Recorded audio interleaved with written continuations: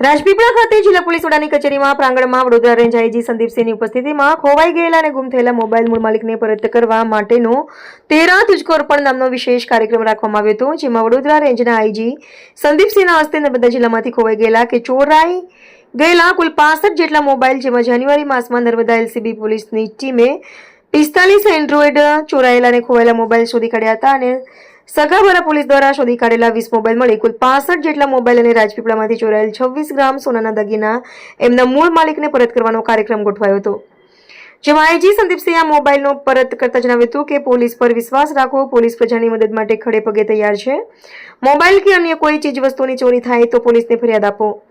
Police તમારી મદદ કરશે. મોબાઈલ કિંમતી હોય અને તેમાં મહત્વના ડેટા હોય જે ગુમ થવાની મોબાઈલની ધારકને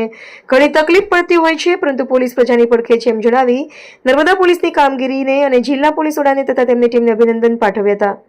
આ પ્રસંગે આઈજી અને જિલ્લા પોલીસ વડા વિશાખા ડબરાલની ઉપસ્થિતિમાં પોલીસના ફિટ હેલ્થ માટે આપનારી નવી સાયકલને લીલી ઝંડી આપી હતી.